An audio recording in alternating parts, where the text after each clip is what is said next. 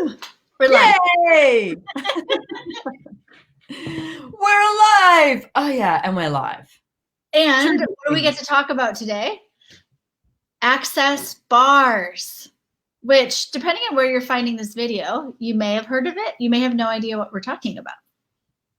So, Simone, how would you describe what is access bars? One of the greatest reliefs that you could ever ask for in your whole entire life. And I do not know, and I'm not kidding, I do not know what the hell I did before bars. Right? Angry, frustrated, sad, all those things, those emotional stuff that goes on in your head, where your head just like the chatter, it just doesn't stop, and you go into the trauma and drama. And it's like, and you play victim, and life is like, oh, it's a struggle, all of that. And it's like, I consider that I was a pretty happy person and was tormented by everything that I was picking up around me and everything that was going on. And I would buy into, all of the thoughts, feelings, and emotions of others and create it as like my own. And with bars, OMG, life-changing, literally. Literally, I know. And that's why I love doing all these videos, because everyone's story is they're different and amazing. So how did you first find bars, and when did you first get your bars run? Well, I first came across Access Consciousness. I met a guy, a facilitator at a Mind, Body and Spirit festival, because I had my business and I was, had a stand and was exhibiting there, etc. And so actually, I'm going to go back a little bit. So I was walked past this Access stand, and they had a bowl, and they had with all these questions in there, and he was really cute. Yeah. Okay. I was like being shallow. And he said, do you want to pick a question out of here? And I was like, okay, I can pick something out of there, and opened it up. And he said, what does it say? And it said, who does it belong to? And he was like, oh. And then I went, what do you mean, who does it belong to? I was like, I don't get it. I don't understand what this is.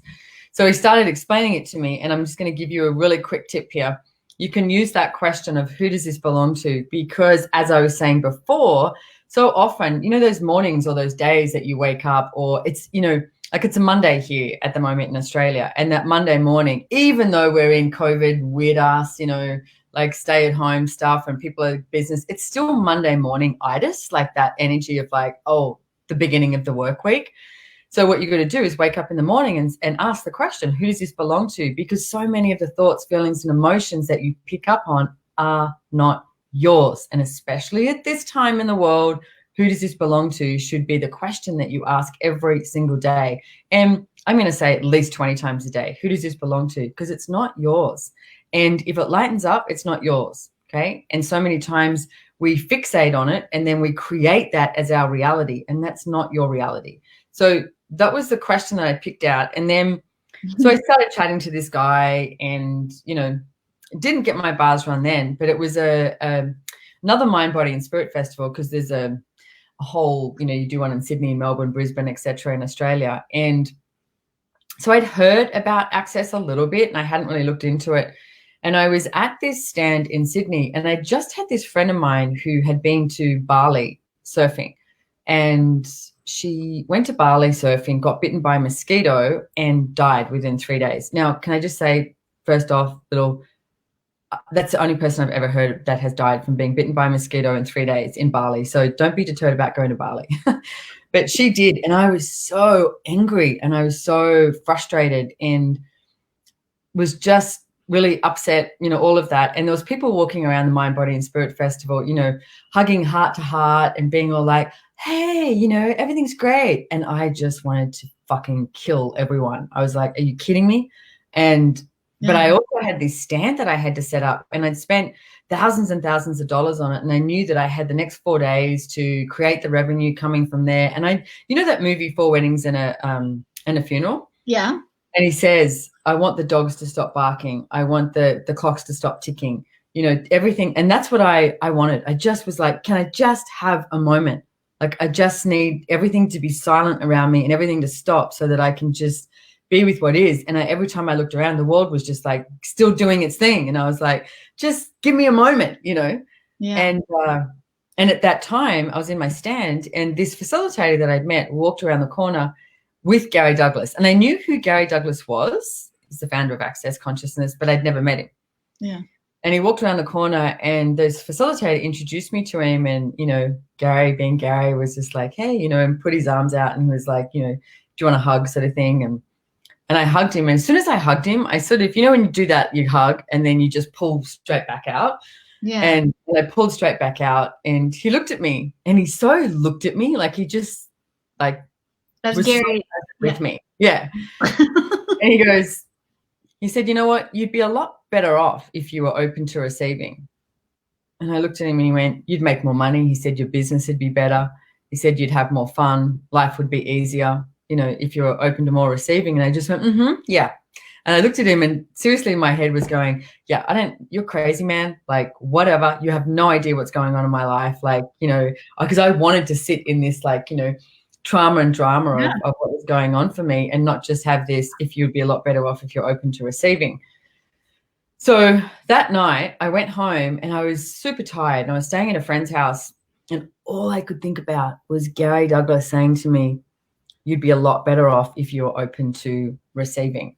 And I was like, what the hell does this guy mean? And like I said, I was cranky, and angry at the world. So the next day I walked into this seminar, hands on hips and everything, like really petulant, like, brr, and stormed over, pretty much, I was going to say stomped over to Gary. And he was like, good morning. And I was like, yeah, morning. And I went, I have a question for you. And he was like, sure. And I said, what you said to me yesterday, that I'd be a lot better off if I was open, if I was open to receiving. And I was like, what do you mean by that? And he was like, what do you mean? What do you want to know? And I went, I didn't think I was allowed to receive. I didn't think I was here on this earth to receive.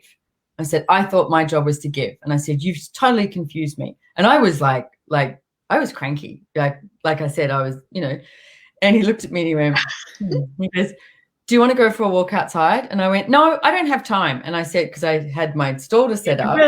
Yeah. Yeah. And I was like, no, I don't have time. And I was like, but I don't know what you mean. And he was like, well, and he said, maybe we can have a chat later. And spoke to me a little bit about receiving. And I honestly I don't think I even heard what he was saying, because it was such a twist in my world.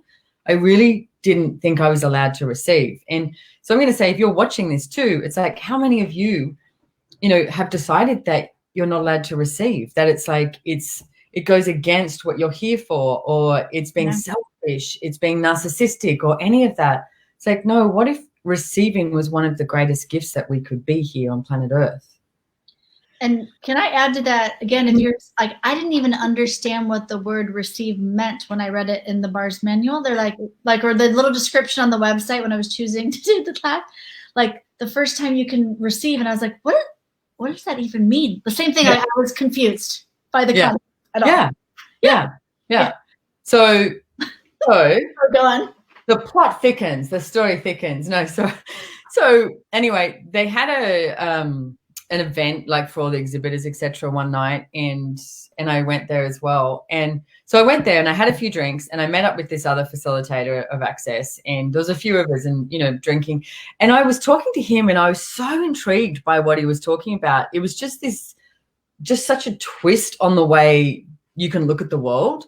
And that's like, I originally started this business, Good Vibes for You, because I wanted to change the way people looked at each other and the way they looked at the world, and create, more vulnerability, etc. And what he was talking about, I could see matched the energy of what I wanted to create. But I had like T-shirts and stickers and magnets and, things like that. And I was like, wow, what is this access consciousness stuff? So anyway, I went out drinking, and we went to quite a few bars, and all night I kept on going, well, what about this? What about this? What about this? And asking this guy questions. And then, so the next day showed up to this, the expo. And of course I was a little bit like, a little bit hungover. And it's like, what else is possible, and didn't have that question at the time though. So, and I had some stuff on. So I walked around the expo, and I was looking for something for my body that I would start to feel a little bit better so I could deal with the day. Okay. And I walked around, and I saw the access stand, and one of the ladies who I'd been introduced to said, hey, do you want to get your bars run? And she pointed at the massage table. And I just went, do I get to lie on that? And she went, yep. And I went, sure, let's do it. So I was like, oh, I need to lie down, So I love that my story of like this so significant. I was hungover. That's how I got my first bars session, Yeah. So, but laid down on the table. And by the way, the logo that I had for Good Vibes for You is this big rainbow logo, Good Vibes for You. It's all happy and, yeah, sort of thing. And so I lay down on the table and she's running my bars and it's probably like 20, 25 minutes in. And I was just lying there and I just started bawling. It was like, I think everything was just like, and she looked at me and she goes, are you okay? And I was like, yeah, I'm fine. Because my world was like, I have to be the happy person. I have to be the happy person that has these businesses and is selling Good Vibes for You. And I sat up on the bed and I went, you know what? I don't have any more time for this. I have to go. In the middle of crying. In the middle of crying. Yeah. I was like, no, this is whatever was occurring. I was like, no, yeah. And I sat up on the table. And just as I sat up on the table, Gary Douglas walked around. I walked into the stand and he looked at me and smiled and he went, do I have to give you another hug? And I went, no. And, and I went, yes. And then I went, yes, no, I don't know. And he walked over and oh God, it's going to make me cry. And I hugged him. Give me 1 second. And he said to me, he said, do you want to go outside and have a chat? And I was, in my ward, I was so busy and I was like, I didn't have time to go out and chat. Like, I've got to make money. I've got to do this. I've got to, all this list of things. But I looked at him and I went, yeah, I do. And we went outside. We went outside and sat on this chair. And I don't even really remember what he was asking me, but I remember he so lightly just had his hand on my back. Like, it was so caring. And I so get he didn't have a point of view. All he desired was for me to have something greater. And he started asking me questions. That's all I remember. Luckily, I have a tissue here, not prepared. And he started asking me questions. And I don't remember any of the questions, but I know Gary now, and I know he would have been asking me questions to create more expansion in my world so that I could have a look at where I wasn't being in question and where I had concluded something, created a limitation. So we sat there for I don't know how long. And then there's these different doors that go into the expo. I'll never forget this part because there was like this door on the right was really close to where my stand was. And the door on the left was close to where access was. And I said, I have to go back in. And he goes, okay. And he goes, which way are you going? And because he was walking into this door on the left. And I looked at him and I went, I'm going the same. I'm going where you're going. But I get now how much was in that. And he said, would you like to walk around with me for a while? And I was like, yes, please. And my business just became something that I wasn't ignoring it, but it wasn't as relevant as what I was making it. I was now in this moment making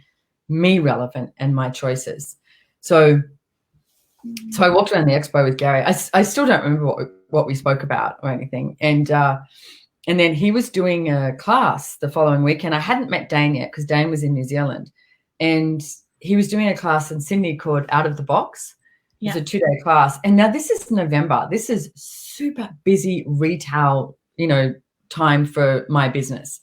And I ring the staff I have and I go, hey, I'm not going to come home for another week. And they're like, what? And I'm like, I'm not coming home because we were wholesaling and retailing goods and et cetera. And I said, I'm not going to come home. I'm actually going to stay in Sydney and I'm going to attend this seminar that this guy's doing, called Out of the Box. And I said, and if you guys want to, I'll fly you down here and you can do it as well. And it's funny because they both said no.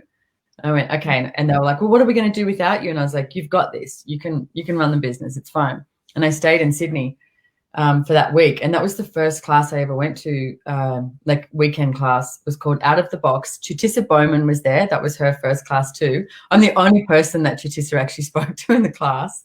I sat right next to the door so that if I hated it, I could run out because I was like, I don't know. It was just so different and so weird and yet so what I was asking for. I remember even sitting in the room and I was like breaking out into a sweat during this class because one of the things that they had just finished their first 7-day event. Now we have 6-day events. It was a 7-day event. And what they got to was coming out of judgment. And they'd spent the whole 7-day event talking about not being in judgment. So that was a whole lot of what this class Out of the Box was about. And I was just like, oh my God, can you imagine what it would be like to live in a world with no judgment? Now, here's a really interesting thing. Gary Douglas and Dane here are doing a class at the moment called Creation of and with Infinite Possibilities. And I don't know, we added something about the future. But here's what they spoke about yesterday, today, whatever time zone you're in, is someone said, oh, what if there was no judgment? And Gary said, no, just ignore judgment. And I went, oh, yeah, that's really, like today I got that. Yeah. I always look at what if we had no judgment, but what if it's not about no judgment? What if we just ignored judgment? Because it doesn't mean anything. It's not real. So I was really grateful for that tool today. Yeah. And I remember at the end of the class too, Gary was like, you know, that stage he'd hug everyone and there's, you know, not as many, I think there was 30 people in the class or something. And I remember just hugging him and just going, thank you. And I was like, thank you so much. And actually that class, Dane, when he arrived from New Zealand, he came over and we've both often spoken about this, of meeting each other, that how odd am I? You know, I've written a book called Joy Business. I look at this guy, most people would look at him and go, I want to have sex with him or I want to be in a relationship with him. I literally looked at Dane and went, I was like, whoa, because I just got this download and went, I'm going to work with this guy for the rest of my life. It was such in a that class, in the very first time you met him. Yeah. Yep. And he ran my bars. Like I was sitting in a chair, so you can run your bars in any way. He ran my bars. I was sitting in a chair and he stood at the back and ran my bars while Gary was facilitating. And I was sitting there and I was like, what the hell just happened? And I actually walked out of the room. We had a break. And I said to this, supposed friend of mine, I went, oh my God, what just happened? I said, Dane just ran my bars. And I said, I feel like I've just had sex with him at the back of the room. Like it was so intense. And so the energy of sexualness, etc., was so present and prevalent and it was amazing. And this guy said to me, he went, and the way he made a comment about it, I, of course, went, oh my God, everything that just happened is wrong. And started to judge everything that had happened. And Dane and I have worked on this because this came up a couple of years later when we had this thing of like going, what is this? Like this, not a separation, but something that was sort of between us. And we got to that moment where we were creating this huge expansion, him running my bars and the energy that was between both of us and what can be. And that is paramount now with me and Dane. It's like, and it's so interesting to see how one person's judgment can stop what you're actually asking for. So I'm going to say right now, you don't even need to find out what it is, but anywhere that you've allowed anyone's judgments to stop you and not allow the future possibilities to show up that you're actually asking for. And if you're willing to receive them, which that big R word that we're like, what the hell is that? We know how to spell it, I think, you know, I before E except after C. And it's like, but everywhere that you've done that, it's like we destroy and uncreate it, right and wrong, good and bad, POC and POD, all names, shorts, boys and beyonds, which that is the Access Consciousness Clearing Statement. And it's actually explained by the wonderful, amazing Dr. Dan. I'm just going to put a link down below too. It's theclearingstatement.com. And I don't know, it changed so much for me. So that's, I got my bars run and met Gary Douglas in the first time. I got that same day and then met Dane 4 or 5 days later. So a lot happened. I've heard like bits of that story and so many people are saying they're so happy to hear that story. I've never heard you put all of that, I don't together. know. Yeah, together where I'm like, oh, that was all that quickly. It's one of my favorite like universe stories I've heard too. Like when you said to him, I'm going where you're going. Like you said that there's a lot more in that, like the knowing. Yeah. To go yeah. And I remember looking over going, that door's closer. So basically that would make more sense. But what if you didn't make your choices in your life for what made sense? What if you actually went with what you knew? And whatever he was talking to me about, like, it was like, no, I'm going where you're going. So it was like, this is what matches the energy of what I'm asking for. Or even bars to like be like, I get to lay on the table because I'm hungover, but maybe you know more than me. It's just that. I get to lie down. That's a yes. That's a yes. Oh, I am so grateful for you. Can I also just add one thing too? I was so intrigued and interested in the processing that we do in Access, and you know, that was 19 years ago. There was a hell of a lot more processing too, and less like conversation. And it's probably like, I don't know, 12 years ago or something, where Gary started going, oh, we need to have more conversation. Like there's a way in which people receive it. But I was way more interested in the conversation and the processing than bars. To me, at first, I was like, bars, whatever, you know.